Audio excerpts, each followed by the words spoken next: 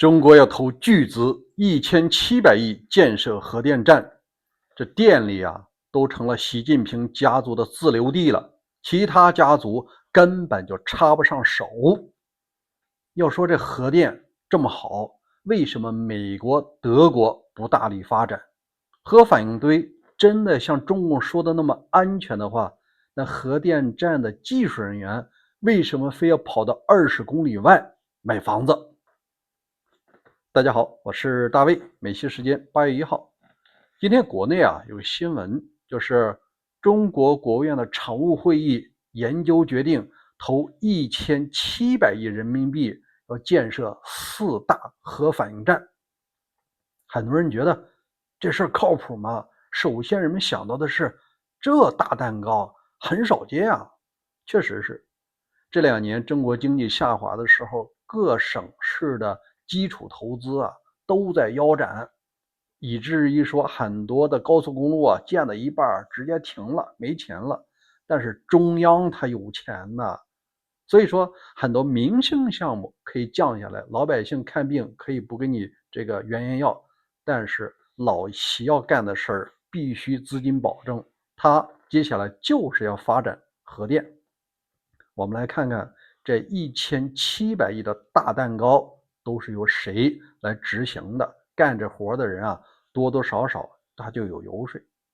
在上期节目咱讲过了，电力系统原来是前总理李鹏家族和门生故吏的固有地盘，但是老习上台以后2017年地位一稳固，就把电力悄悄的拿过来了。新保安备查实际上只是一个后手。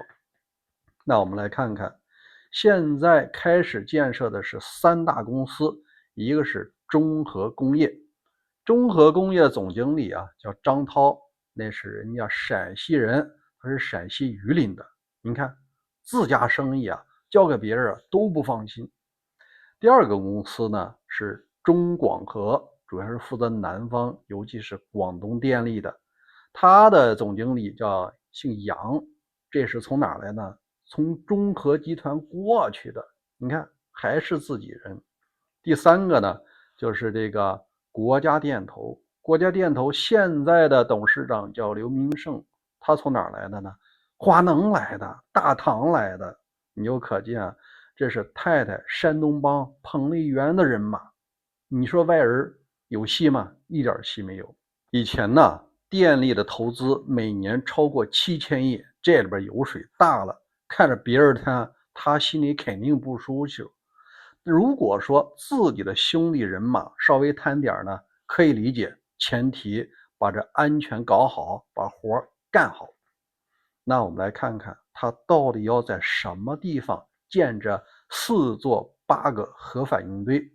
其中第一个呢叫中核动力他做2个，一个是宁波象山，这是在一个岛上，另外一个呢是辽宁大连庄河市。那我们看看中广核在哪儿？它是在广东惠州。还有一个呢叫电投的，是在山东烟台的莱阳。你看都是沿海吧。在这儿给大家普及一下，核电它尤其需要什么呢？稳定的降温。你很少看到说核电是在内陆的，耗水太多，必须在海边要靠海水完成这个降温。当然了，对当地的房地产这几乎就是一次动荡手术了。那我们来看一下，他要做这个电力，除了给自己的兄弟们安排一个发财机会之外，他还有一个非常大的梦想，就是中国要大力发展核电，和美国要掰掰腕子，要抗衡。核电目前呢，在中国的比例它只有4.8%，不到5%。但是中共在那个“十五五”包括未来规划中说得很清楚，要在未来的10年内达到10%到15%，要翻1倍到2倍。你说这里边投资机会到底有多大？那他这样做的目的很明显，表面上讲的说是低碳，因为这个核电它不产生二氧化碳，它没有排放，没有大气污染。但有一条，安全这块你能不能把握好？为什么呢？因为这个整个的核电现在几乎都是核裂变，用的是铀235。如果说出现一丝问题，它的污染面积至少20公里。这20公里你所有的人都要搬走，污染的那土壤都得要清除。给大家举几个例子吧。那你说日本、美国包括德国为什么不大力发展呢？就是因为百密难有一疏。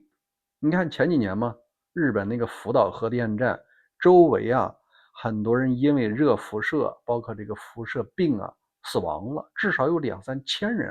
我下午刚看到这些数据，你说吓不吓人？如果赶上一个海啸，赶上一个地震，日本的管理怎么样？它都出问题了。就连全球第一核大国的美国，它的滨州曾经有一家核电厂呢，也出现了事故。虽然说没有造成人员的伤亡，但是直接把居民吓坏了。现在美国的一种氛围就是，核电好吗？好。清洁吗？清洁。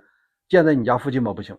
建在别的州可以。那问题是内陆这些州他也不愿意要核电那建了外州可以，我愿意花钱来买电。这儿就是一个现实，导致呢日本发展谨慎，德国做得更绝，直接不再发展核电了，包括现在也是执行这样一个政策。那对于在当地生活的民众有什么影响呢？我这么跟你讲吧，当地的这些民众现在感受的是一轮投资的高潮，因为毕竟来这么多人干活你家的房子好出租开个小餐馆这都是好事是吧？好几万人在这里施工但是这个系统一旦建成，所有的人都走了，剩下也就是一个电厂1000人就可以了。但这些人作为工程师非常清楚，为了安全第一，他们通常买房子都远离核反应堆20公里以上。这儿就是现在的一个现状。另外我们跟大家聊一下呢，就是老习为什么非要冒着这么大的风险也要上核电呢？就是要中国在互联网经济和 AI 时期它要和美国竞争，必须得有庞大的算力，算力依赖于数据中心，而数据中心需要这些电力。